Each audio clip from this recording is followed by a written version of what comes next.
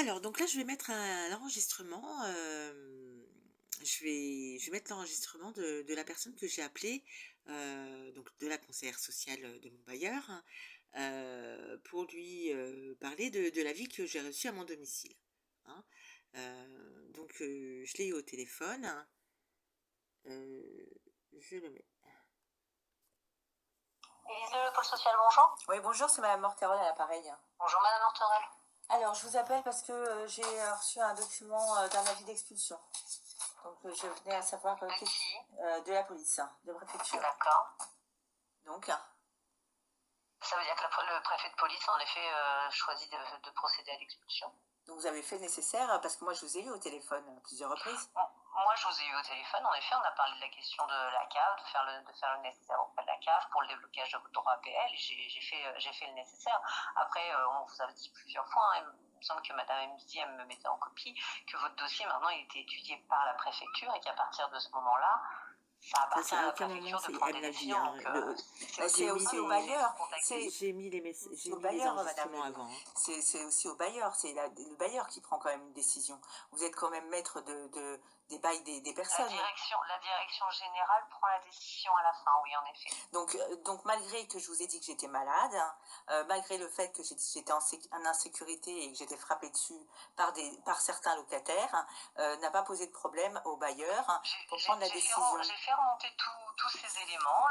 J'ai fait remonter tous les éléments que vous m'aviez dit. En effet, moi, j'ai bien précisé que vous aviez repris le paiement du loyer, que le lien avait été fait avec la CAF.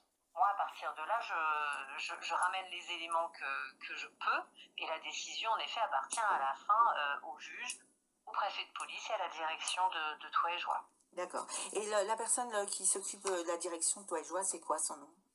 C'est la directrice générale. Vous pouvez la trouver sur notre site, sur le site internet. Hein, c'est Madame Vanderberg. Madame? Alors attendez, je vais vous donner son nom exact si vous avez de quoi noter. C'est bon, c'est bon. Choix.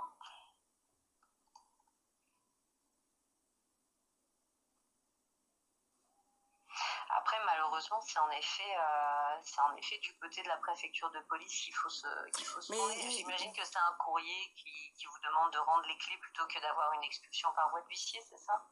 Comment? C'est pareil. Est-ce que vous, de votre côté, vous avez fait appel à un huissier pour qu'il vienne justement? Parce que moi, j'ai remarqué ma serrure qui a été... Alors, je ne sais pas si c'est une effraction. Est-ce que vous avez fait appel à un huissier également pour qu'il rentre? Il faut demander à Madame Mbidi, c'est elle qui suit la procédure. Moi, quand je vous ai au téléphone, en effet, c'est sur les démarches en lien avec la CAF, etc. Mais Madame Mbidi, en effet, peut procéder à en lien avec l'huissier dans le cadre de la procédure depuis la résiliation de bail, peut procéder à des démarches, en effet. Oui, mais est-ce qu'il peut rentrer au domicile quand la personne n'est pas présente? S'il y a des autorisations de justice, oui, c'est possible.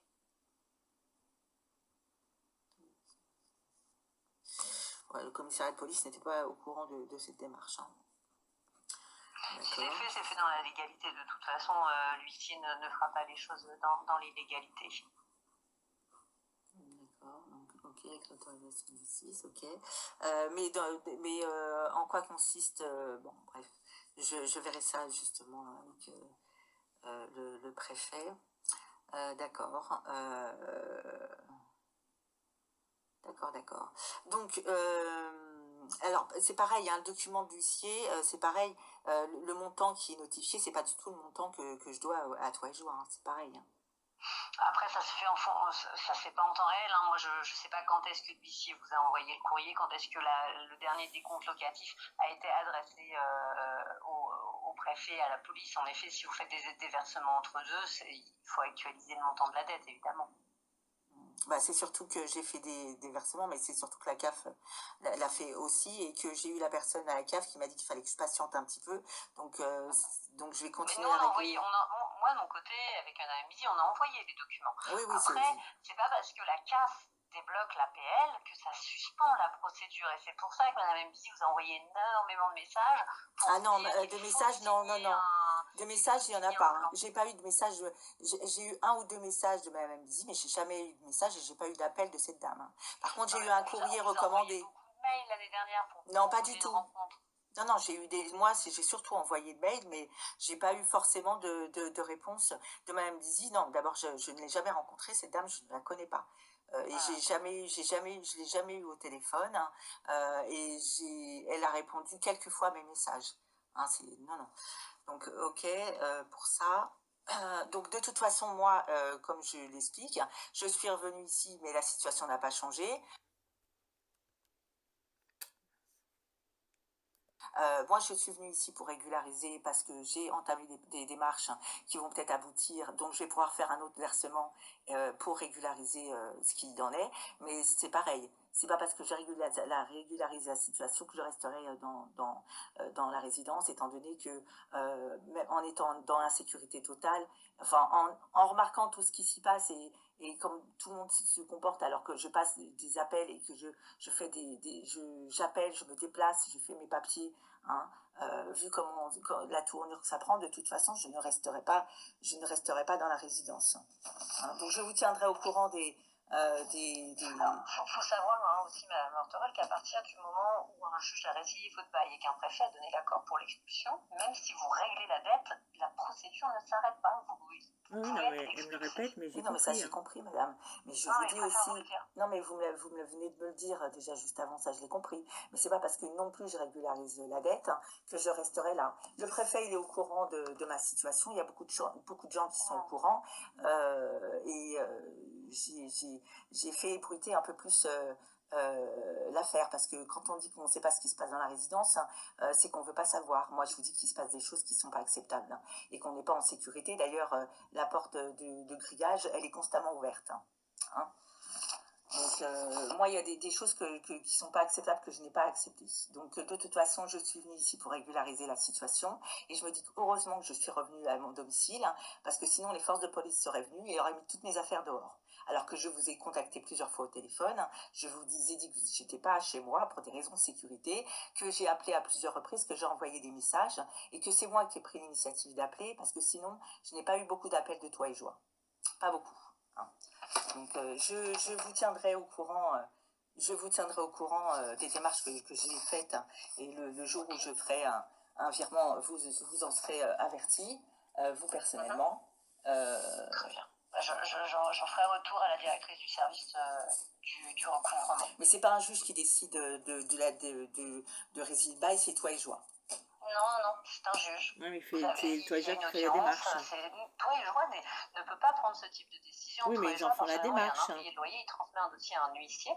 Et un huissier, s'il n'arrive pas à récupérer L'huissier, il est la passé, dette, l'huissier, il est le passé. présente à un juge. Le huissier est passé, il m'a dit de prendre contact avec vous, chose que j'ai faite, hein, chose que j'ai totalement faite. Hein. À un moment donné, les prélèvements n'ont pas été faits, n'ont plus été acceptés, parce que vous, enfin, je sais pas, c'est pas vous personnellement, mais c'est quelqu'un de toi et joie qui a dit on prélève plus, alors que je payais par carte, que vous étiez averti que à un moment donné, il me semble, hein, qu'en tant que bailleur, vous devez quand même si c'est les services de police qui doivent s'occuper de ce genre de choses, que vous êtes quand même soucieux de la sécurité des gens qui louent, qui habitent dans la résidence. Il me semble, hein, en tant que bailleur. Et c'est pour ça qu'il y a des enquêtes qui ont été faites et il n'y a aucun élément inquiétant sur cette résidence. Alors peut-être qu'on ignore certaines choses, mais vous regarderez, vous avez les réseaux sociaux, madame, parce que j'ai tout mis sur YouTube. Hein. Hein, donc j'ai mis beaucoup de choses sur YouTube et notamment les nombreuses insultes que j'ai eues et des coups que j'ai reçus. Hein. Et il y a une personne dans la résidence qui s'est liée avec la personne qui m'a frappé dessus. C'est pareil, elle a fait en sorte que je ne sache pas dans quelle porte elle habite, hein, mais c'est pareil, je sais où elle habite. Hein. J'ai fait les démarches pour. Donc, et c'est des plaintes qui ont été au commissariat de police, hein, et il me semble que je vous l'ai déjà dit au téléphone. Quand vous faites votre enquête et qu'on vous dit qu'il n'y a rien de sérieux, quand il y a des plaintes et qu'il y a des coups, c'est sérieux. On n'attend pas à ce qu'il se passe une catastrophe, hein, et qu'il y ait un coup de trop pour que la personne ne se relève pas pour dire qu'effectivement c'était sérieux. Malheureusement, on n'a pas d'éléments, nous, laissant justifier qu'il y a une insécurité sur la résidence. Qu'est-ce que vous appelez des éléments? On n'a pas de retour de commissariat, d'intervention de police régulière sur cette résidence ou quoi que ce soit. Donc il faudrait qu'ils viennent.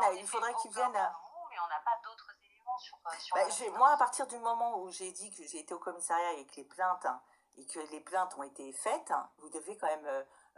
Alors soit vous appelez le commissariat de police pour savoir la véracité, pour savoir si effectivement il y a bien des plaintes qui ont été faites par rapport à des coups sur une locataire.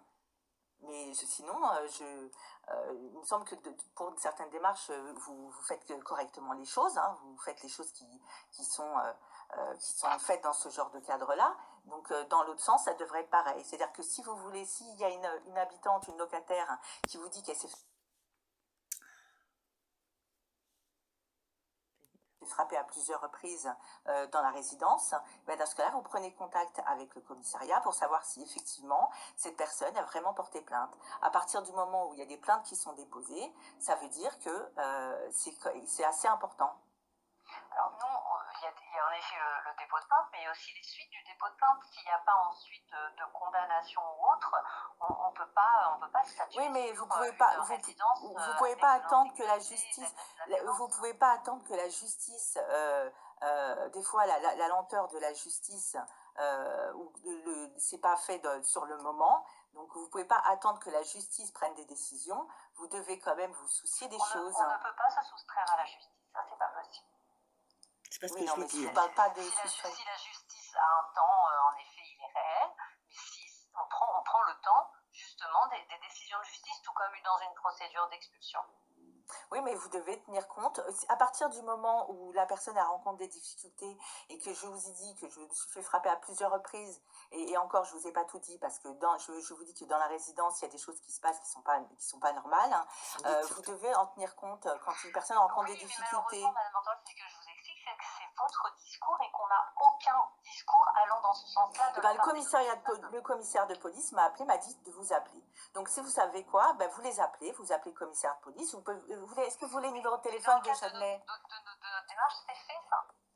Ah ben non, ils vous ont dit qu'il n'y a pas de... Vous avez appelé le commissaire de police de Châtenay? Qui le gère, mais il y a un service insécurité à Toit et Joie qui est en lien avec les différents commissariats. Et aujourd'hui, on n'a pas d'éléments qui nous laissent penser qu'il faut être inquiet sur la résidence de Châtenay. Donc, c'est pas la résidence, en fait. Là, je vous parle de la résidence, mais je vous parle aussi d'une locataire, d'une personne.